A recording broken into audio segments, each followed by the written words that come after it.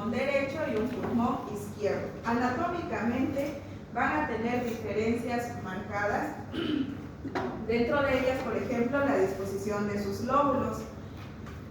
El pulmón derecho va a presentar la presencia de dos fisuras, ¿de acuerdo? Una superior y una inferior, que va a dividir el cuerpo del pulmón derecho en tres lóbulos. Un lóbulo superior, un lóbulo medio y un lóbulo inferior. A diferencia del pulmón izquierdo, que presenta únicamente una cisura, que va a dividir el cuerpo del pulmón izquierdo en dos lóbulos, uno superior y uno inferior, ¿de acuerdo? De la misma forma, debido a la disposición del corazón, el pulmón izquierdo va a presentar una impresión digital que va a ser denominada la língula, es decir, la zona en la cual la punta del corazón llega a apoyarse sobre el pulmón izquierdo, ¿está bien? Para llevar a cabo su función principal, que va a ser el intercambio gaseoso, el pulmón va a estar conectado por medio de conductos especiales hacia las vías respiratorias superiores, ¿de acuerdo? Entonces recordemos que el parénquima pulmonar propiamente dicho, donde se va a llevar a cabo el intercambio gaseoso, va a formar parte de lo que son las vías respiratorias inferiores, ¿está bien? Estas van a estar comunicadas con las vías respiratorias superiores a través de la cavidad nasal por medio de las fosas nasales. Va a continuarse con la región de la faringe. Esta es una zona anatómica muy especial, ya que va a ser una zona donde se va a poder comunicar tanto las vías respiratorias con las vías digestivas, ¿de acuerdo? Sobre todo en la zona de la nasofaringe y la orofaringe, ¿está bien? Por eso es que muchas veces cuando estamos, por ejemplo, comemos rápido o al momento de comer hablamos y prácticamente, así sea una micropartícula de comida que pasa a las vías respiratorias, que genera una molestia que va a ser la tos frecuente, hasta poder eliminar esa micropartícula o esa porción de arroz o de frijol que se pasa porque no corresponde a las vías respiratorias, sino que tendría que pasar a las vías digestivas, ¿de acuerdo? Se va a continuar con una disposición de una porción cartilaginosa con una estructura anatómica cilíndrica constituido en mayor proporción por una capa cartilaginosa que va a corresponder a la tráquea. Esta a su vez se va a ramificar y va a continuarse en una bifurcación con lo que son los bronquios, ¿de acuerdo? Estos a su vez van a subdividirse, un bronquio principal para cada lóbulo pulmonar. Entonces, quiere decir, por ejemplo, que a nivel del pulmón derecho va a haber la disposición de 3 bronquios lobares, es decir, uno para cada lóbulo, uno superior, uno medio y uno inferior. A diferencia del pulmón izquierdo, va a recibir 2 bronquios lobares, ¿de acuerdo? Estos bronquios van a tener una disposición de células estratificadas planas ciliadas y también van a tener la disposición de grandes cantidades de glándulas secretoras de moco, ¿de acuerdo? A su vez van a poder distinguirse en una disposición de ramificaciones más pequeñas que van a corresponder a los bronquios primarios, los secundarios y los terciarios, ¿está bien? Es decir, estructuras cada vez más pequeñas. Estos a su vez van a terminar en estructuras mucho más pequeñas que van a ser los bronquiolos, ¿de acuerdo? Estos bronquiolos van a finalizar a nivel de la comunicación con los sacos alveolares. Recordemos entonces la tráquea, dijimos que va a ser una estructura que en mayor proporción va a tener una disposición de tejido cartilaginoso y galino, ¿está bien?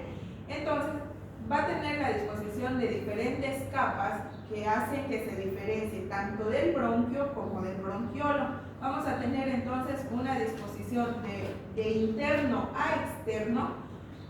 Una capa epitelial que mencionamos anteriormente va a estar formada por células epiteliales estratificadas, ciliadas, que quiere decir van a tener pequeñas microvellosidades, continuándose con una capa propia submucosa y sobre todo la capa que va a ser que se diferencie de las otras estructuras, va a ser una una capa mucho más gruesa de tejido cartilaginoso y hialino. Y por último va a estar revestido por una adventicia, tejido conjuntivo laxo, ¿de acuerdo? Sin embargo, los bronquios, si bien van a poseer también una disposición de estas túnicas, la diferencia va a ser que van a ser mucho más delgadas a diferencia que la de la tráquea. Sin embargo, el bronquiolo no va a poseer tejido cartilaginoso y tampoco va a poseer glándulas secretoras de moco, ¿de acuerdo? Sin embargo, los bronquios y las tráqueas sí van a tener glándulas que puedan secretar o formar moco, ¿está bien? De esta forma, por ejemplo, cuando nosotros nos resfriamos, ¿qué es lo que sucede? Comenzamos a toser, ¿cierto? ¿Por qué?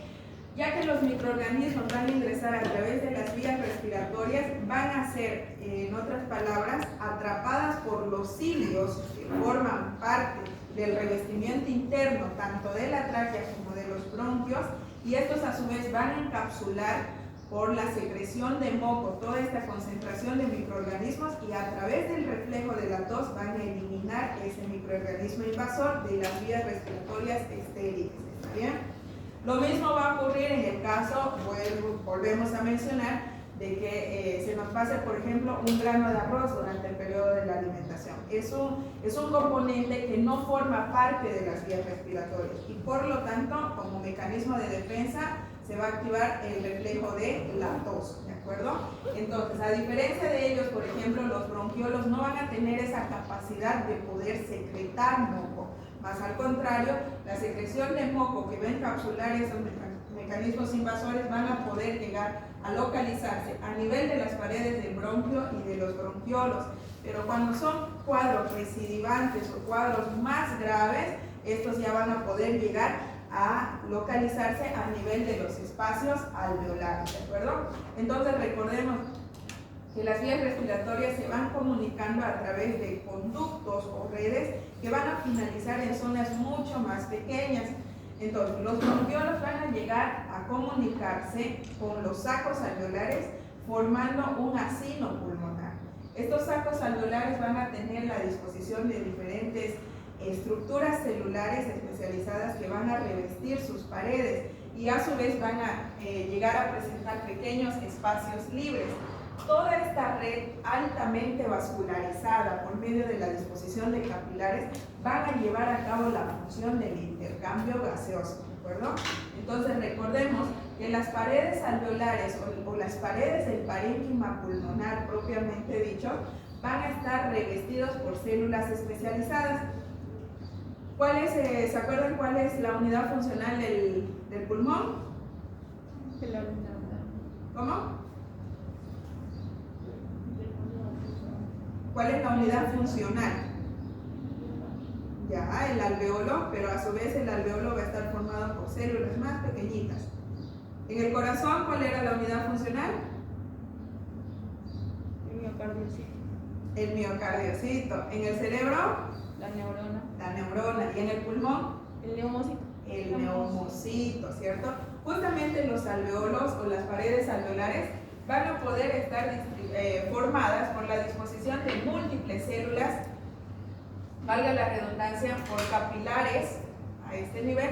¿Qué capilares tiene el pulmón? Continuos, discontinuos, fenestrados. ¿Se acuerdan? ¿Por qué? Capilares continuos, ¿cierto? Esos capilares van a revestir altamente todo lo que son las paredes de los alveolos o los sacos alveolares. A su vez van a tener una disposición de macrófagos, de linfocitos, que se van a poder disponer sobre una membrana basal. Y por ende, las células más importantes de todo este revestimiento van a ser lo que acabamos de mencionar como unidad funcional, que van a ser los neumocitos, ¿de acuerdo? Estos neumocitos van a distinguirse en dos tipos de células, los neumocitos tipo 1 y los neumocitos tipo 2. Los neumocitos tipo 1 van a ser aquellos que van a tener una disposición casi plana, ¿de acuerdo? Son aquellos que van a revestir en una mayor proporción todas las paredes alveolares. Pueden ser, por ejemplo, entre el 95 al 97% de toda la superficie alveolar. ¿Está bien? Sin embargo, los neumocitos tipo 2, que van a ser células mucho más grandes, o de aspecto redondo o de aspecto cúbico, van a recubrir entre el 3 o el 5% de todas las paredes alveolares. ¿Cuál va a ser la diferencia? Estos neumocitos tipo 2 van a ser células capaces de sintetizar factor de necrosis tumoral, van a tener la capacidad de sintetizar factor surfactante, por ejemplo, y van a ser capaces de replicarse más rápido, a diferencia que los neumocitos tipo 1, o también van a poder colaborar justamente para la reparación de los neumocitos tipo 1, ¿de acuerdo? El surfactante va a ser un factor muy importante que va a llegar a recubrir por completo todas las paredes alveolares con una membrana protectora para evitar que los líquidos pasen y ocupen los espacios alveolares libres. Por eso es que, por ejemplo, cuando un bebé nace prematuro y no ha llegado a hacer maduración pulmonar, aquellas personas que han formado parte o han tenido familiares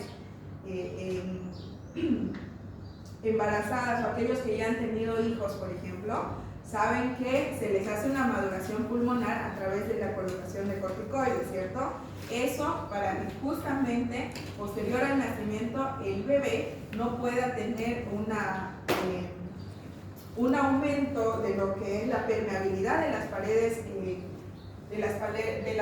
alveolares y que permitan que el líquido pase y ocupe estos espacios libres. Entonces es como una membrana protectora. Si el bebé nace prematuro y no se realizó, por ejemplo, maduración pulmonar, se encuentran surfactantes sintéticos, por ejemplo, que a través de la colocación de un tubo orotraqueal se introduce directamente hacia las vías respiratorias del bebé. ¿De acuerdo?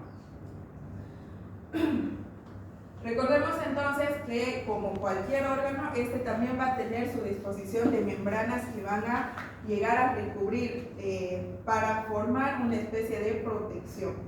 En este caso va a estar formando la disposición de un tejido conjuntivo denso o de aspecto seroso que va a corresponder a la disposición de la pleura.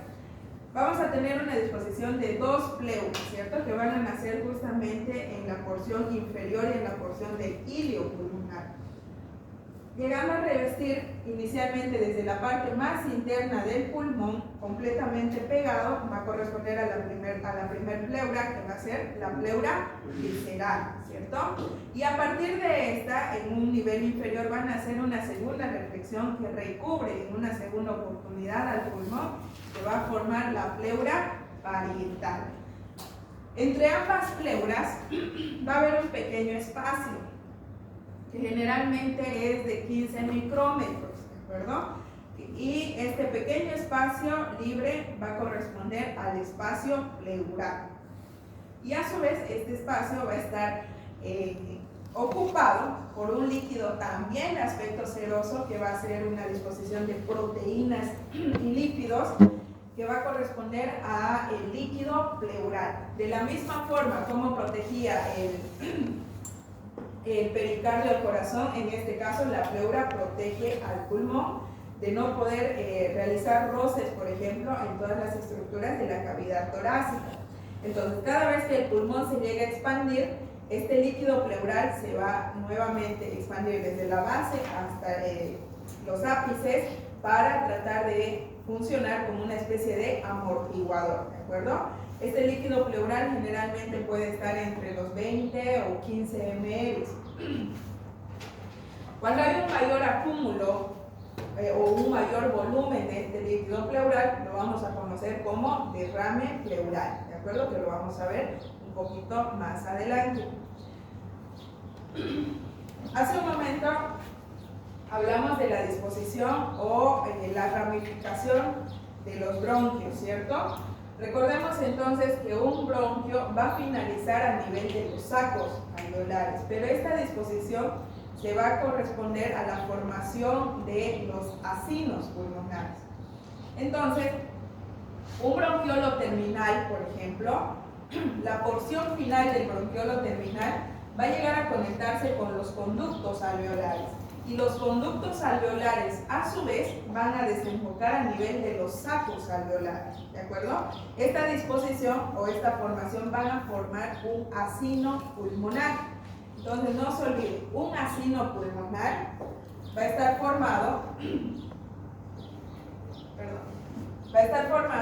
por la porción final del bronquiolo terminal, ¿de acuerdo? Va a estar formado por lo que son los conductos alveolares y van a finalizar a nivel de los alveolos. ¿Está bien? Si va a ser pregunta de examen, sí, pregunta de examen. ¿Cómo está formado un acino pulmonar? Porción final del bronquiolo terminal, conductos alveolares y sacos alveolares. ¿Está bien? Ahora, la agrupación de 3 o 5 acinos pulmonares o más acinos pulmonares van a formar un lobulillo pulmonar. ¿Está bien? ¿Se entiende esto? ¿Por qué es importante reconocer esto? Estamos mencionando cómo es que llega a formarse un acino pulmonar. Van a haber patologías como en el enfisema, por ejemplo, que va a llegar a únicamente afectar la porción media del acino. En este caso, los conductos alveolares, por ejemplo. Sin embargo, tanto el bronquiolo terminal como los sacos alveolares van a estar intactos. ¿Está bien? Entonces es importante reconocer justamente esto para llegar a identificar este tipo de patologías. Esto, no se olvide, la estructura de un acino o de un lobulillo pulmonar lo vamos a recordar en enfisemas pulmonares. Entonces, el parénquima pulmonar, dijimos que va a estar representado por la disposición de múltiples acinos pulmonares, ¿cierto? Que van a corresponder a las porciones finales de las vías respiratorias. Esta disposición de los acinos pulmonares va a estar en relación con la anatomía o la división de cada pulmón. Entonces, dependiendo de cuántos bronquios, cuántos acinos pulmonares llega a presentar cada uno de los pulmones, vamos a poder dividir anatómicamente o topográficamente al pulmón con segmentos broncopulmonares, ¿de acuerdo? Es decir, la relación entre el número de bronquios con el parénquima pulmonar. De esta forma vamos a poder identificar 10 segmentos broncopulmonares para cada pulmón, 10 para el pulmón derecho en relación con sus 3 lóbulos y 10 para el pulmón izquierdo en relación con sus 2 lóbulos. ¿Está bien? ¿Por qué se los estoy mencionando? Esto no está en el libro, para aquellos que ya repasaron en el libro, esto no está en el libro, pero es muy importante que lo lleguemos a reconocer, ya que van a poder identificar anatómicamente zonas de lesión o zonas en las cuales el parénquima pulmonar se esté modificando por patologías que sean recurrentes, ¿de acuerdo? Ustedes llevan anatomía de corte, ¿cierto? ¿Cuál es la importancia de la anatomía de corte? Que justamente una estructura puede presentar diferentes ángulos, diferentes caras, ¿cierto? Que van a poder ser visibles o no desde un ángulo. En este caso, por ejemplo, si hablamos acerca de el lóbulo inferior del pulmón derecho, en un plano anterior, es decir, de adelante hacia atrás, únicamente voy a poder visualizar 2 segmentos broncopulmonares. Sin embargo, cuando tengo un plano oblicuo, voy a poder ver, aparte de estos 2 que van a ser visibles, voy a poder ver otro segmento broncopulmonar que esté en una región mucho más posterior, ¿de acuerdo? Entonces, esto no va a ser pregunta de examen, pero es importante que lo conozcan, ¿de acuerdo? Uno de los estudios más importantes que van a estar asociados a la identificación o a los diagnósticos de las patologías pulmonares va a ser una placa radiográfica de tórax o una placa tomográfica de tórax, ¿de acuerdo? Antes de ir a lo más complejo. Para ello tenemos que identificar que una radiografía, por ejemplo, va a ser la definición de diferentes estructuras a través de la proyección de la radiación, valga la redundancia. Y dependiendo de la resistencia que genere la estructura hacia la emisión de la radiación, se va a poder hacer visible la estructura o no. En este caso, por ejemplo, a la emisión de la radiación, el aire ejerce muy poca resistencia, es decir, nada de resistencia. Por eso es que se va a ver con una coloración oscura, ¿está bien? Sin embargo, la densidad de tejido celular subcutáneo o grasa va a ejercer una ligera resistencia. Por eso es que se va a ver con una coloración grisácea oscura. La densidad de agua ejerce una mayor resistencia a diferencia de la densidad de grasa. Entonces se va a ver con una coloración de gris claro. Sin embargo, la densidad de calcio, por ejemplo, ejerce una resistencia mucho más marcada y va a llegar a disponer todo lo que es la estructura blanca con bordes completamente definidas que van a seguir el trayecto de la disposición de calcio y van a poder tener bordes altamente definidos. Por ejemplo, si es que llega a haber una fractura, ustedes van a poder ver que se marca, si no es desplazada, hay una línea que divide la continuidad ósea, ¿cierto? ¿Por qué se debe eso? Porque al haber discontinuidad ósea se limita una densidad de aire, ¿cierto? Entonces por eso es que podemos ver una línea negra cuando estamos frente a una fractura, ¿está bien?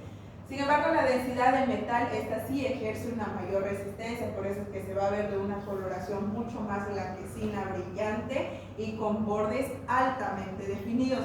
¿Por qué se los estoy mostrando? Porque, vuelvo a repetir, las patologías pulmonares en la mayoría de las veces van a ser diagnosticadas no solamente con la exploración física, sino que también a través de una placa radiográfica de tórax, ¿de acuerdo? Por ejemplo, esta es una placa radiográfica de tórax normal. ¿Cómo sé que está normal? Por ejemplo, ¿y cómo sé si está en inspiración profunda o en expiración profunda? ¿Quiénes aquí se han realizado placas radiográficas de tórax? ¿Nadie? 1, 2, 3. Gracias. Cuando se van a realizar la placa radiográfica de tórax, ¿qué les dice el radiólogo? Inspiren, ¿no? O les dice meta aire. Sí. Tienen que inspirar profundo para ver cuánto de, en otras palabras, cuánto de aire está ingresando al nivel de los pulmones, ¿de acuerdo? Entonces, al haber aire en los pulmones, esto se va a ver con una coloración. Si es densidad de aire, se tiene que ver con una coloración negra, ¿cierto? Muy bien. Sin embargo, muchas veces esto que está cerca al ilio, por ejemplo, o estas zonas generan confusión, porque hay zonas en las que no hay tanta densidad de aire como en este caso, ¿cierto? Toda esta red que parecen pequeños hilos que salen a través del ilio pulmonar van a ser tanto la trama vascular, que puede llegar a modificarse, y toda esta densidad que nosotros vemos a este nivel va a corresponder a la sombra de los omóplatos. Cuando nosotros estamos viendo anatómicamente la comparación de un órgano que es par, tenemos que poder compararlos tanto en la exploración física como en el estudio imagenológico. ¿Qué quiere decir? Si esta densidad que a este nivel me disminuye la coloración de aire, se encuentra presente a este nivel, también va a ser algo que puede estar normal. Va a ser diferente que en este caso sea mucho más grande y en este caso sea mucho más pequeño, o cambie la densidad, es decir, en este se vea más blanco y en este se vea más opaco, ¿de acuerdo? En este caso, por ejemplo, vamos a poder ver una densidad de aire centralizada. ¿A qué creen que corresponde esto? Esta central arriba es la tráquea. Muy bien. En una placa radiográfica de tórax, nosotros vemos al paciente en sentido invertido. Es como que ustedes estén viendo a mí. El lado derecho, ustedes ven mi lado izquierdo y su lado izquierdo ve mi lado derecho, ¿de acuerdo? Sin embargo, en la tomografía es muy diferente. En la tomografía yo puedo prácticamente ver al paciente del mismo lado en el que yo estoy. ¿Está bien? Entonces, por ejemplo, este va a ser el pulmón derecho y el pulmón izquierdo. Para ver el grado de penetración de las radiografías, yo tengo que poder identificar los cuerpos vertebrales. En este caso, por ejemplo, estas pequeñas puntitas que ustedes ven van a ser parte de los cuerpos vertebrales. Si yo puedo ver entre 4 a 5 cuerpos vertebrales, tiene buena penetración. Si yo veo entre 6 o 7 cuerpos vertebrales, ya la placa va a estar muy penetrada. ¿Qué quiere decir? Que voy a poder valorar densidad ósea y no parénquima pulmonar. ¿Está bien? Otra de las características puede ser la densidad ósea en las clavículas. Por ejemplo, a este nivel vamos a poder ver si mi paciente estaba en una posición normal, es decir, si están lineales, o si tenía algún tipo de rotación, ¿de acuerdo? Entonces, para ello, por ejemplo, vamos a identificar la sombra de las clavículas, que tienen que estar distantes, es decir, la distancia entre la clavícula derecha y la clavícula izquierda en relación a los cuerpos vertebrales tiene que ser similar, ¿está bien? O en algunos casos, por ejemplo, va a haber una disposición en la cual la clavícula esté mucho más alta que la otra, que quiere decir que mi paciente o se movió o no estaba recto. Vamos a ver rotaciones, por ejemplo, cuando veamos problemas de escoliosis, es decir, situaciones patológicas en las cuales la columna vertebral no esté rectilínea, ¿de acuerdo? Si bien nosotros sabemos que tienen una forma de S itálica, se pueden llegar a aumentar esta, generando una encorvación, o puede incluso llegar a ser rectilíneo, ¿de acuerdo? En este caso sí va a rotar la placa de tórax, ¿está bien? Ahora, veo densidad de aire, veo densidad de todo esto que vemos a este nivel, es tejido adiposo o densidad de grasa, ¿está bien? Esto ya vamos a identificarlo como densidad de líquido. Ahora, a este nivel podemos ver la silueta de los cuerpos de las costillas, ¿cierto? Cuando nosotros inspiramos, es decir, cuando metemos bastante cantidad o volumen de aire, ¿qué es lo que pasa con los pulmones? Los pulmones se expanden, ¿cierto? Por lo tanto, la caja torácica también tiene que expandirse. De esta forma es que las costillas van a volverse casi rectilíneas o horizontales. Y cuando expiramos, por ejemplo, es decir, cuando eliminamos la concentración de aire a nivel de los pulmones, ¿qué va a pasar con los pulmones? Se contrae y por lo tanto el tórax o la caja torácica también se relaja y vuelve de esta posición a esta posición, ¿de acuerdo? Por lo que en una inspiración profunda los cuerpos vertebrales van a estar horizontales o rectilíneos, y en una expiración las costillas van a estar oblicuas, ¿de acuerdo? Recordemos que ya habíamos mencionado, esta es una característica muy importante, determinar el índice cardiotorácico para ver si mi paciente tiene cardiomegalia o no. Es importante reconocer una cardiomegalia en el caso de patologías pulmonares. Sí, recordemos que el corazón y los pulmones van a trabajar de forma conjunta, ya que el corazón, al ser más grande y trabajar menos, el pulmón cada vez va a trabajar más de lo necesario. Por lo tanto, se puede desarrollar insuficiencia cardíaca e insuficiencia respiratoria. ¿Está bien? ¿Qué creen que sea esto? Esta es densidad de... ¿Qué densidad creen que sea esto? Lo que está por encima es líquido, ¿cierto? Densidad, todo esto. Esto va a ser la silueta diafragmática. Muy bien. Pero a este nivel, si notan la diferencia, va a ser algo completamente limitado, que parece ser aire por encima, por debajo del líquido, ¿cierto? ¿Qué creen que sea? ¿Por qué tendría que haber densidad de aire a ese nivel? Anatómicamente, este es el lado del hemicuerpo izquierdo. ¿Qué tendría que haber prácticamente a este nivel? El estómago. El estómago, ¿cierto? El estómago, sabemos que es una estructura anatómica en forma de J, ¿cierto? Que cuando estamos parados, la concentración de jugo gástrico va a estar justamente a nivel del cuerpo. Por lo tanto, la parte de la cabeza o la parte superior del estómago va a estar completamente libre, ocupándose por densidad de aire. ¿Está bien? Entonces esto es conocido como el agujero gástrico. Cuando hay patologías pulmonares, por ejemplo, que sean neumonías o infecciones, esa localización o esa invasión patológica al parénquima pulmonar va a generar un cambio adaptativo. ¿Qué quiere decir? Que esa zona del parénquima pulmonar va a ser una zona en la cual haya mayor requerimiento de oxígeno, mayor requerimiento de irrigación, ¿de acuerdo? Por lo tanto, va a haber un aumento de la trama vascular. ¿Se acuerdan que cuando vimos patologías vasculares mencionamos tres conceptos? Una de ellas era las modificaciones de las arterias en base a cambios de presión o de volumen.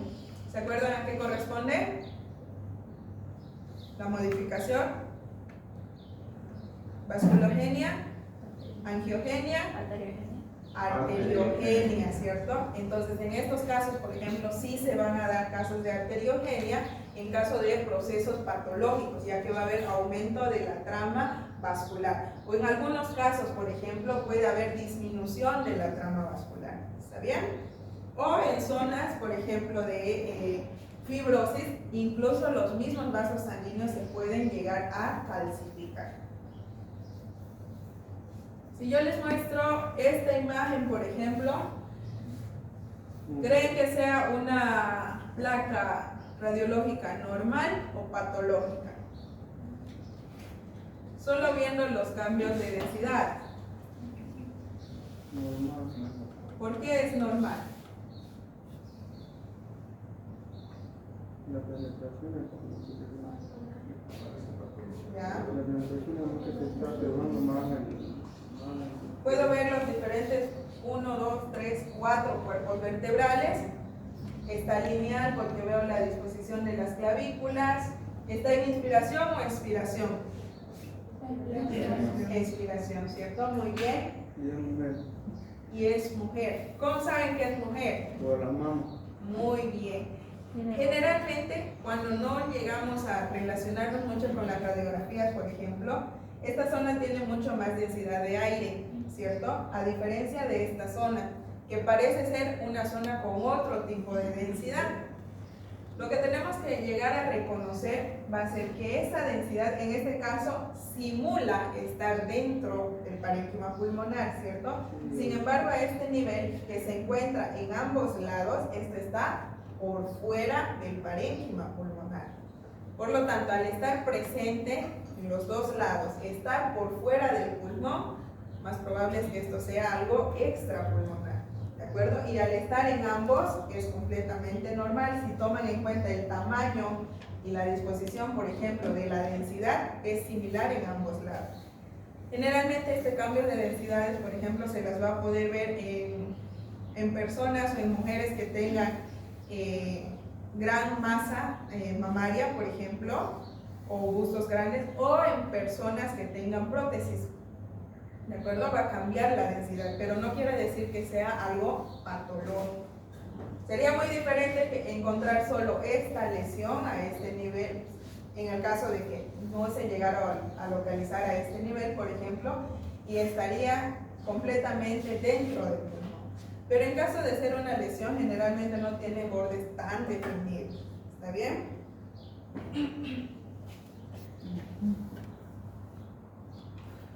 Muy bien, chicos. Vamos a comenzar a hablar acerca de las patologías pulmonares congénitas. Las patologías pulmonares congénitas van a ser situaciones patológicas que pueden tener un origen específico o un origen inespecífico. ¿Qué quiere decir? Que pueden haber situaciones en las que simplemente el bebé va a nacer con esa normalidad por malformación del parénquima, o en algunos casos pueden ser por causas secundarias al alcohol, por ejemplo al tabaco, al consumo de tabaco de la mamá durante por lo menos las tres primeras semanas de gestación, ¿de acuerdo? Pueden haber situaciones patológicas, por ejemplo, en la que el tamaño del pulmón o del parénquima pulmonar no corresponda al tamaño o no llega a relacionarse con el tamaño y el peso del bebé. ¿Qué quiere decir? Que el bebé puede tener un peso normal, pongámosle 3,500 por ejemplo, y sin embargo los pulmones pueden ser muy pequeñitos y no van a ser capaces de poder realizar ese intercambio gaseoso para satisfacer las demandas también metabólicas y cardíacas del cuerpo del bebé. Es decir, el tamaño de los pulmones es desproporcional al tamaño y al peso del bebé, ¿de acuerdo? En este caso puede ser únicamente uno de los pulmones o ambos pulmones. ¿Qué quiere decir? Que únicamente un pulmón puede ser más pequeño que el otro, o en algunos casos los dos pulmones son pequeños y no llegan a corresponder o no llegan a ser proporcionales con el tamaño del bebé. ¿Está bien? En este caso, por ejemplo, esto va a llegar a denominarse como hipoplasia pulmonar. La hipoplasia pulmonar entonces va a ser una disminución del tamaño o del número de acinos pulmonares que no es proporcional al tamaño y al peso del bebé. ¿Está bien? Esta formación incompleta del parénquima pulmonar, vuelvo a aclarar, puede ser unilateral o puede ser bilateral. ¿Está bien? En este caso, por ejemplo, vamos a ver ambas placas corresponden a un solo bebé.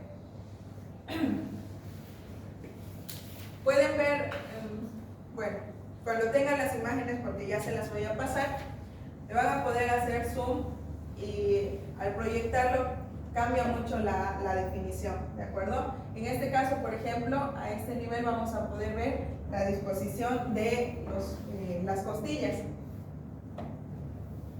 Y a este nivel se encuentran de esta forma. Este está en inspiración o en expiración profunda. En inspiración profunda, ¿cierto? Las costillas están casi rectilíneas y hay mayor densidad de aire. ¿Será que tiene buena penetración?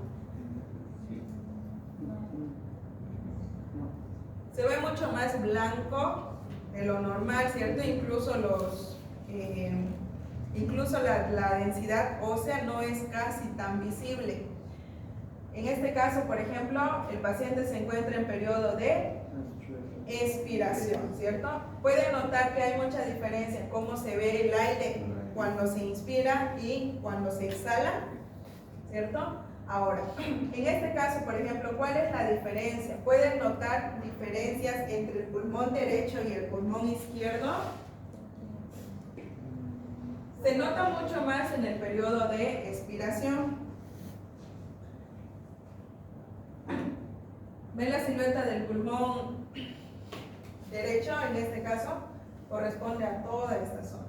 Sin embargo, ojo, el corazón obviamente está por encima, parte del pulmón izquierdo, pero vamos a poder ver únicamente esta región. ¿Qué pasa con el pulmón izquierdo a diferencia del pulmón derecho? Es mucho más pequeño y delgado, ¿cierto?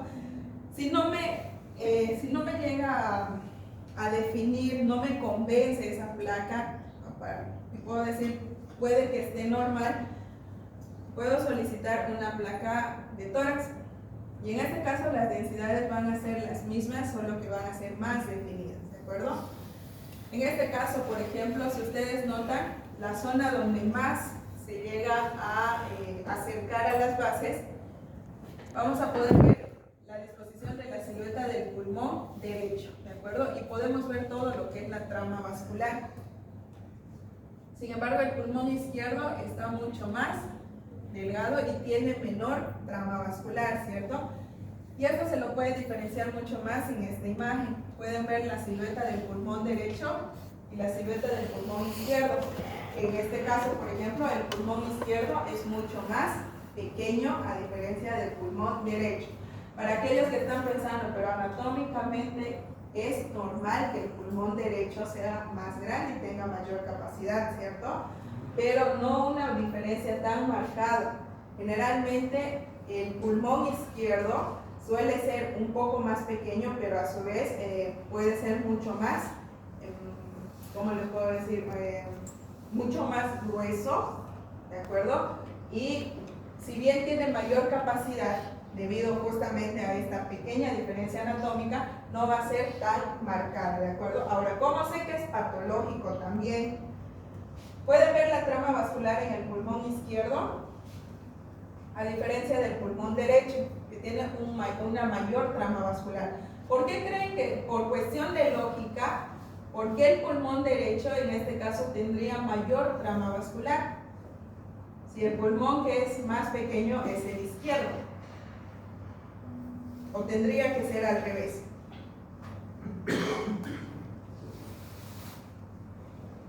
Si estamos hablando de órganos pares, si uno funciona menos, automáticamente el otro tiene que comenzar a aumentar su capacidad funcional. ¿Qué quiere decir? El pulmón izquierdo, al ser más pequeño, al tener menor asinos pulmonares, por lo tanto menor espacios alveolares, va a tener una menor capacidad de función, y esa menor capacidad de función va a tratar de ser suplantado o va a ser colaborado por la función del pulmón derecho, ¿de acuerdo? Lo que le va a dar la característica de que el pulmón derecho, al trabajar más, va a requerir mayor irrigación sanguínea. Por eso es que el pulmón derecho va a tener mayor trama vascular, ¿de acuerdo? Entonces esto es una hipoplasia pulmonar. ¿Qué hora es, chicos? Media. Ya, secuestro lo vamos a ver en la práctica, ¿de acuerdo? Secuestro. Secuestro pulmonar. Interrogar.